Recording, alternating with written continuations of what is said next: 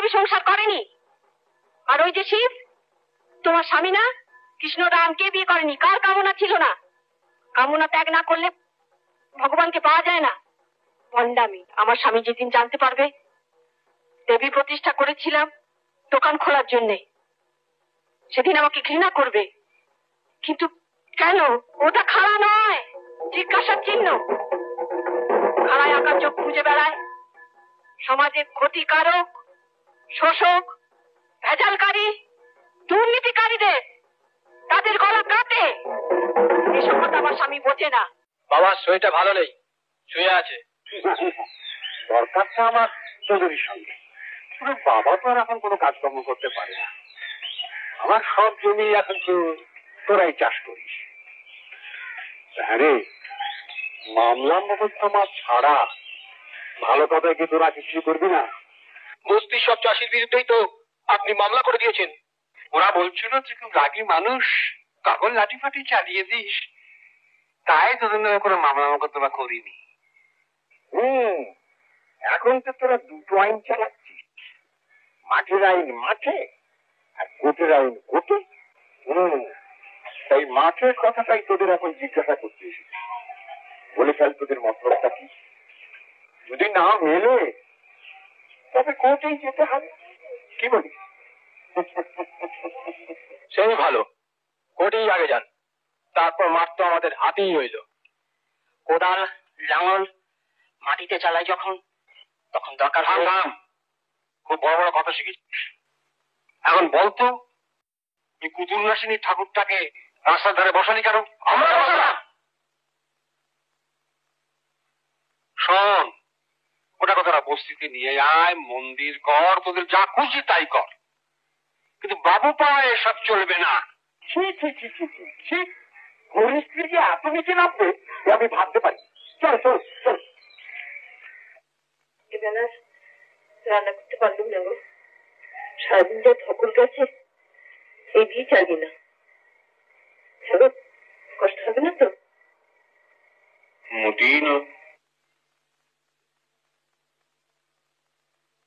এই কি কথা কবে দাদা?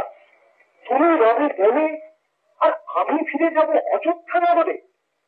না না, হবে না তো তাহা। তুমি কায়া, আমি ছায়া। তুমি প্রাণ, আমি দেহ। তোমারে ছাড়িয়া আমি যাব না ফিরে। থামবি কেন? শোনা না, ব্যস্ত হচ্ছিল। হ্যাঁ, এবার তোদের কিসের কালারে? তখনই সেন বাবু, কিছু খেতে দাও না, বড্ড খেতে পেয়েছি। হ্যাঁ, আমি তো গুছিয়ে রেখেছি, তাড়াতাড়ি হাত মুখ ধুয়ে নে। কি হলো? যাত্রা থিয়েটারের নেশায় ছেলে তো একবারে মজগুর। লেখাপড়ার ব্যাপারটা হয়ে যাবে, হয়ে যাবে। ভালো অভিনয় করে তো। কালে দিনে দেখবে হয়তো নাম করা অভিনেতা হবে। অভিনেতা? হ্যাঁ, অ্যাক্টর। অ্যাক্টর হতে গেলেও তো লেখাপড়ার প্রয়োজন নাকি? ও গোপাল, আয় বাবা, আজ অনেক হলো, বিশ্রামের প্রয়োজন। খাবি আয়।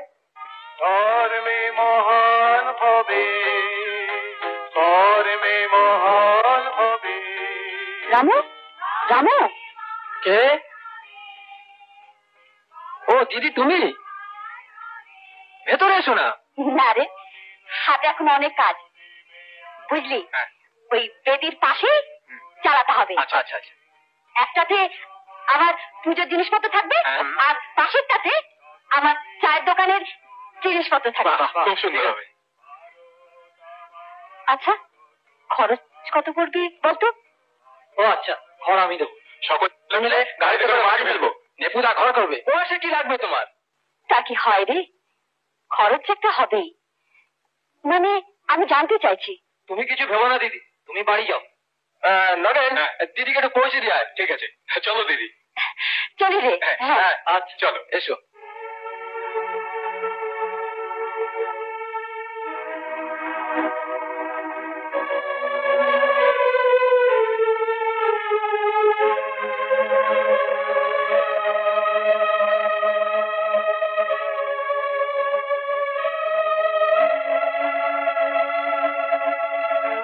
তোমার নীতি মেনে চললে বড়জোর 3 মাসের ব্যবস্থা হবে, বাকি 9 মাস কার্তিক মাস কাটে পূর্ণিমা, একাদশী, অমাবস্যা করে। একটা মাত্র সন্তান, তাকে মানুষ করে তোলার, ভালো মন্দ দুমুঠো খাওয়ানো তো দূরে কথা, অন্তত একটু নুন ভাতও যদি।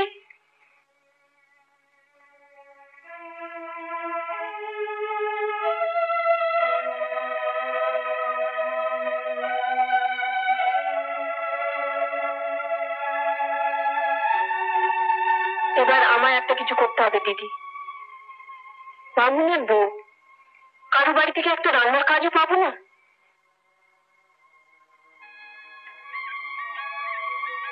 কিন্তু ঠাকুরমশাই সংসারে তো বড় অভাব বাবা।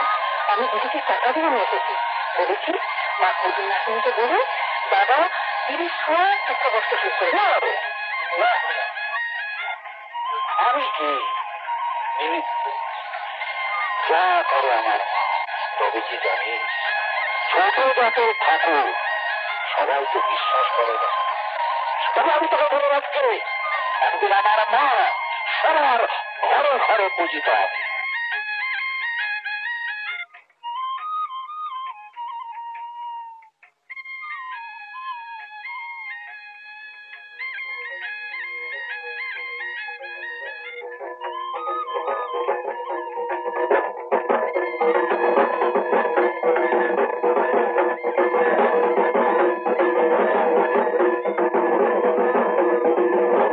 আমিও মা, তোমার শরীরে যা যা আছে আমারও তাই আছে। আমার স্বামী আমার এই দেহটাকে ভোগ করে, আর তোমাকে দেবী রূপে পুজো করে। কামনা শুধু রক্ত মাংস দেহের? যত দেবী ভাব শুধু মূর্তিতে? কোন দেব দেবী সংসার করেনি? আর ওই যে শিব, তোমার স্বামী না? কৃষ্ণ রামকে বিয়ে করেনি, কার কামনা ছিল না? কামনা ত্যাগ না করলে ভগবানকে পাওয়া যায় না। ভণ্ডামি, মিথ্যে, সব সব মিথ্যে। ব্রাহ্মণ পুরোহিত স্ত্রী চায়ের দোকান করবে, সংস্কারে লাগবে। দেবী মানি না, দেবী প্রতিষ্ঠা করে দেবীর দোহাই দিয়ে দোকান চালাবো। আমিও ভণ্ড, তাই না?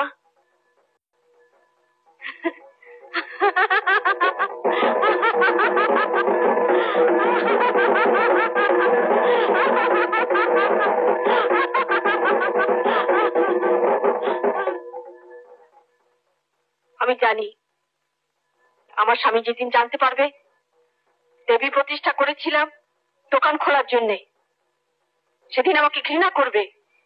কিন্তু কেন কেন কেন? ওই যে কসুরের গলায় মুন্ডমালা, ওগুলো কেন? আমার স্বামী কোনোদিন কাউকে কিছু বলেছে? দেবীর হাতের অস্ত্র অসুর বধের জন্য বলেনি, বলবে না। বললে যে মানুষ জেগে উঠবে। ওই যে ওই খাড়া, ওটা খাড়া নয়, জিজ্ঞাসার চিহ্ন। খাড়ায় আঁকা চোখ খুঁজে বেড়ায় সমাজের ক্ষতিকারক, শোষক, ভেজালকারী, দুর্নীতিকারীদের, তাদের গলা কাটে। এসব কথা আমার স্বামী বোঝে না, কোনোদিন ভেবেও দেখেনি। থাকো সংস্কার, বারুক জ্বালা, জ্বলে পুড়ে সব শেষ হয়ে যাক। না, আমি যাব, দোকান আমি খুলবই। বাস আমাকে দাঁড় করাতেই হবে। হ্যাঁ, বাস আমাকে দাঁড় করাতেই হবে, বাস আমাকে দাঁড় করাতেই হবে। এরকম আরো অনেক সিনেমা দেখতে হলে ডাউনলোড করুন ক্লিক অ্যাপ।